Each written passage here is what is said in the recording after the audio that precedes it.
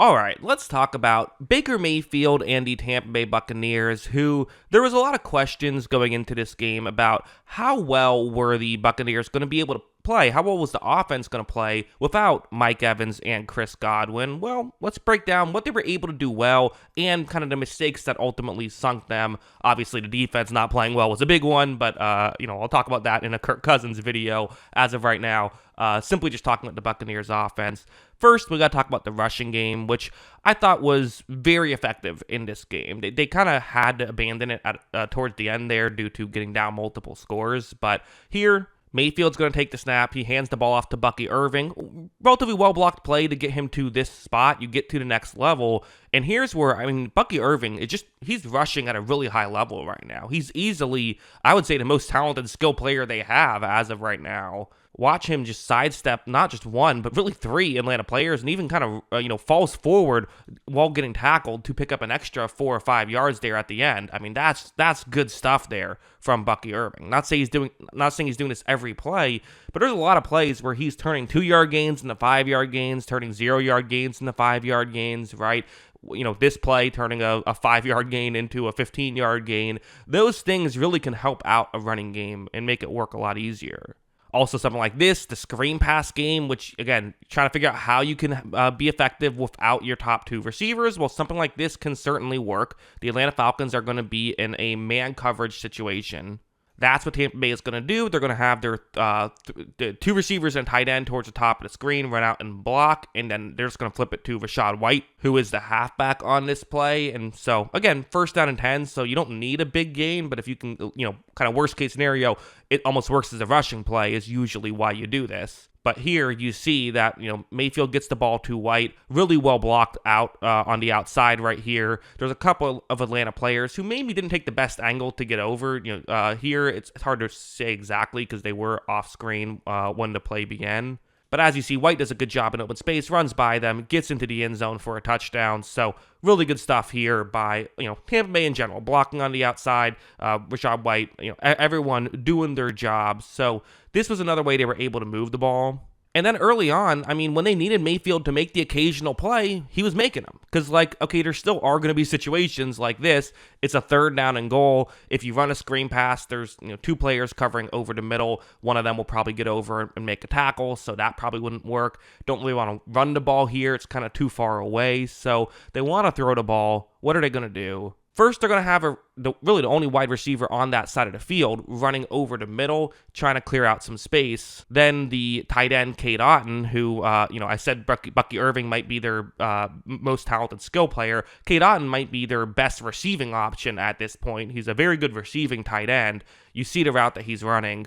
Mayfield takes the snap. He's going to look in Otton's direction, and he's firing this ball quickly, which is part of Mayfield's game, right? He's going to get rid of the football in an instant if that's what he feels like he has to do. He fires it. They're able to, make the completion and get the touchdown right there. So this is what was working early on. The offense was having a lot of success, and you're thinking, okay, again, the defense is also getting gashed, so who knows what's going to happen, but the things are working out pretty well. But I think things kind of turned on this play. So it's currently a 7-point game, but Tampa Bay is in Atlanta territory. So if they can get a nice drive going, get into the end zone, things are all tied up.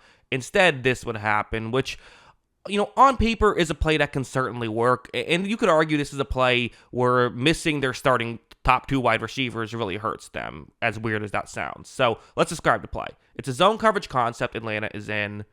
Tampa Bay is going to have a player who's going to run a deep shot, trying to clear the corner who's on that side of the field out. Have him run further down the field. That's step 1 right here. Then they're going to have depth wide receiver Ryan Miller run that route right there, which is designed to, with the corner out of position, hopefully there's no one else in the area and he can get open. Now, you might be saying, well, wait a second. Wouldn't just the safety who's on that side of the field supposed to cover over the middle, Jesse Bates, wouldn't he just then cover Ryan Miller, run deep, and have that cleared out?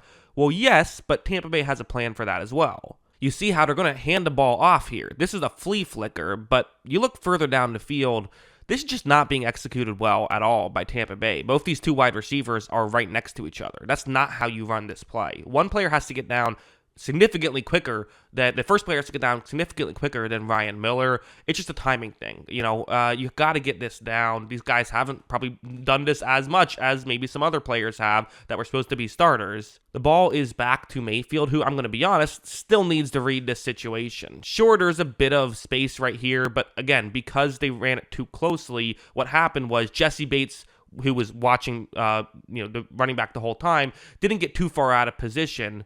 He's trailing behind, and because there wasn't a ton of separation, the Atlanta player who is further deep is still kind of able to read this play, and Mayfield can't just throw this towards the end zone. He has to throw it in more of a line drive. He read that, but it's just not a good decision when you have Ryan Miller going up against Jesse Bates, one of the best coverage safeties in the league, if not the best coverage safety in the league, although I'm sure Tampa Bay fans will say Winfield. I kind of always view Winfield as more of a better jack of all trades, but Bates a little bit better just purely in coverage. Either way, it's a bad idea. Bates, shows why he's one of the best in the league with that interception. Really good stuff there. So that was interception number 1. Should not have happened and really made things difficult. And then interception number 2 here, which Tampa Bay, the scoreboard's not on the field with this angle, but it's in the fourth quarter, relatively early on in the fourth quarter. Tampa Bay down 14. So, hey, getting a touchdown here, it changes things, right? It gives you, makes it a one-score game. Again, big play in the game. Tampa Bay's going to have a receiver run that route that you see on the screen, which will hopefully push the corner, A.J. Terrell, more towards the middle of the field. That's what that route is designed to do. It's just a setup route. Then Jalen McMillan can run to where the corner now isn't and hopefully get open towards the corner of the end zone. That's the way this play is designed to work. So this play begins, and what Mayfield does is first he looks over the middle right here. This, Atlanta player who's covering in that shallower section, he's not in great position, right? McMillan definitely, if he runs down the field, can beat this Atlanta player. That's what Mayfield sees. The issue, the setup route just isn't working. A.J. Terrell's all over this, and this is something that Mayfield has to see. He has to notice this. This is part of his read on this play. But because Mayfield does not notice it, it's still a great play by Terrell to get over there. But again, A.J. Terrell makes great plays, right? It's kind of what he does. So these 2 interceptions really put them behind the 8 ball. Now, luckily for them, we then saw a bad play by Atlanta on a fumble that resulted in a safety. And to Mayfield's credit, he didn't let the interceptions bother him too much. He still made sure he had to push the ball down the field. This play, it's zone coverage. This route, just trying to get into a gap in coverage. You see how Mayfield takes the snap. He looks in that direction, fires while there was a little bit of pressure, and it's not a huge window at all, right? But you're down 2 scores with under 8 minutes on a 3rd down and 4. If you see a window, you got to push the ball down the field. That's what Mayfield does. They get a completion, get inside the 10. Really good stuff here from Baker Mayfield on this play. So you got to cut those turnovers out. And again, we can sit here and say, well, the defense, he felt like he had to keep making these throws or they were going to, keep scoring. The Atlanta was going to keep scoring, and you have to keep making sure you put points up of your own. But these interceptions were both on first down, so they still had plenty of opportunities to score. The interceptions were bad plays, but other than that, I thought Mayfield played very well in this game. But got to take down those interceptions, right? Otherwise, it doesn't matter how well you play, because just there isn't a big enough margin for victory in a situation like this. But yeah, those are my thoughts on Baker Mayfield and his performance against Atlanta. What are your thoughts? Let me know in the comments below. Always love hearing from y'all. And of course, as always, thanks for watching.